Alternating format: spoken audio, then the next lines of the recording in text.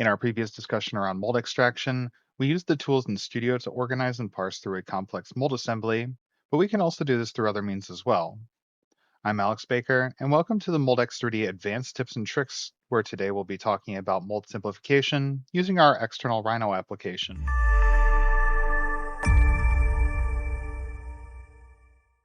I highly recommend you watch this previous video so that you can get a context for what information we need from the mold and what information we are going to be parsing through and simplifying using the Rhino application here.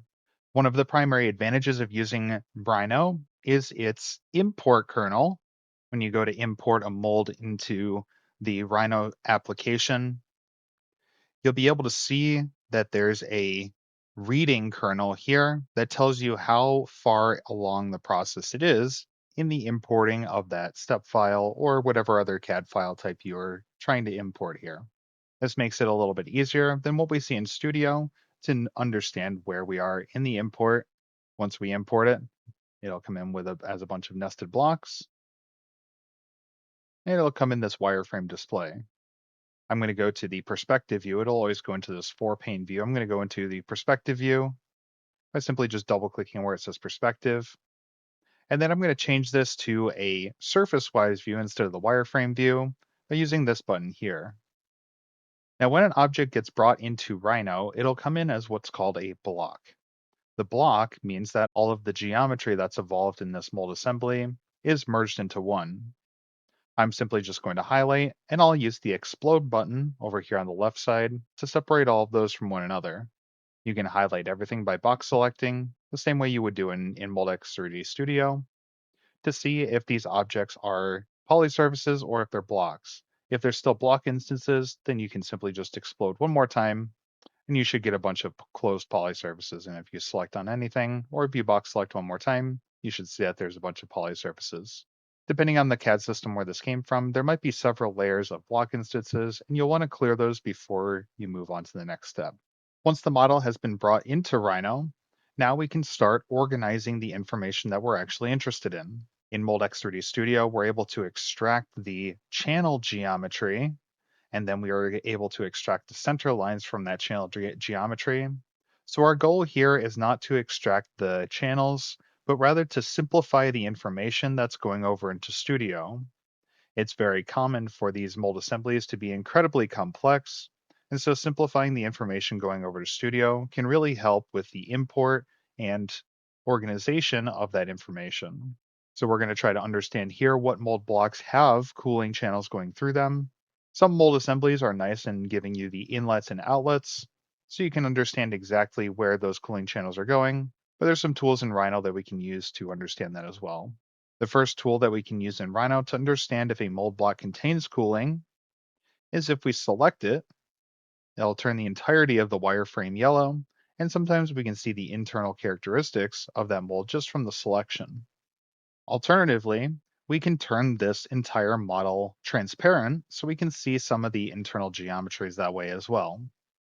To do so, we're going to go under that same button that we just used to turn everything as a shaded viewport, except instead of clicking the main button, we're going to hit the cascade button. This will bring up a bunch of sub-functions, and then over here we have the ghosted viewport, and that will turn everything pseudo-transparent. And then we're able to see all of these cooling channels a little bit easier, what's going on inside of this mold. You can see all of this at a glance. Now our goal here is to parse through this and separate out the mold blocks that have cooling and remove all of the other redundant information that we don't really need for Studio. All right, so I can very obviously see that this orange and blue block have cooling inside of them. And as an example, I'm going to move these over to a separate layer so that I can start organizing this information a little bit more easily.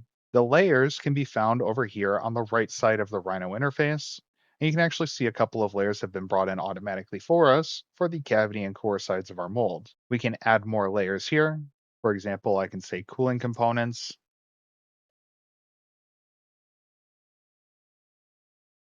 And then I can start adding objects to that cooling components layer. I can then hide and show each of these layers independent from one another, and it really allows me to organize this information a little bit more easily. The change in objects layer, currently they're in one of the default layers that were created when we first imported. I can simply just select those objects, right click on the layer that I want to add them to, and I'll hit change object layer. And now when I hide this layer, it'll hide those two blocks. All right, we can continue to do this for all of the other components of our mold. And actually, in this case, this mold is a little bit more simplistic. And so those two mold halves are the ones that we're truly interested in. However, there's other information that you can also export over to Studio that might be useful.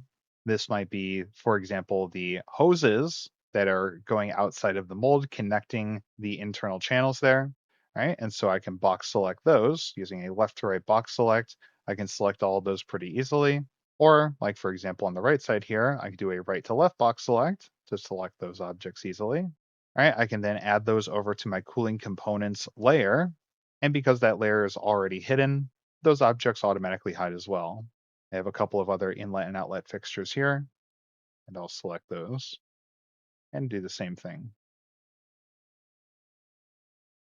The ejection system here, I typically don't really need this in Moldex3D. That includes the bottom and top platen. That includes any bolts that are holding everything together, the guideposts. All of this information is not necessary for Moldex3D. And so we can start hiding all of this information. I'm going to create a new layer, maybe call this the ejection system. I'll add this to the ejection system layer, and we'll hide that. Looks like I missed a few things. No worries, I can just add those once again over to that layer. All right, looks like we have a couple of plugs that I missed for the cooling channels. We can add those over to the cooling components section. However, these don't really come into play in Moldex3D. They're good as a visual reference to understand where the cooling lines are plugged off. So that's optional. You can move these over to the cooling components section or not. I am going to do so just for organization's sake. The goal here is to have moved everything over to some of these layers. I don't necessarily want to be deleting anything. I want to just be reorganizing this information, or what I call parsing through it. All right, this check ring also can go over to the ejection system layer. All right, this guy here, this is our sprue bushing. We can create a new layer for our runner, or more specifically, I can just say my melt system. Add it over to that layer. All right, and then the same thing with the part. I can add this over to the melt system as well. All right, now I have nothing showing here. So now I can just show my cooling components and I can show my melt system. And this is a very simplified version of what we'll bring over into Moldex3D. From here, we can export a step file. I can just highlight everything. I'll go to File, Export Selected, and then we'll make sure that the selected type is going to be a step file. The 3DM tag is a native file type for Rhino, so you could open up this 3DM with the Rhino application. However, when I click on this dropdown, I'm going to scroll all the way down to the step, and I can export the step file. We'll call this mold extraction. All right, and we can save that step file out to wherever we want to. In this case, I'll save mine to the desktop.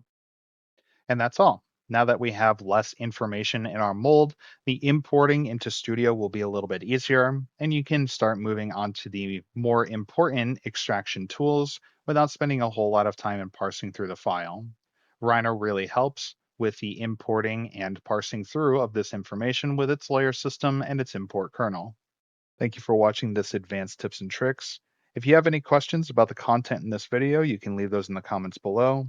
If you enjoyed this content, you can leave a like on the video, and you can subscribe to the Moldex3D North America YouTube channel to be notified of when videos like this are posted in the future. Thanks for watching, and we'll see you in the next one.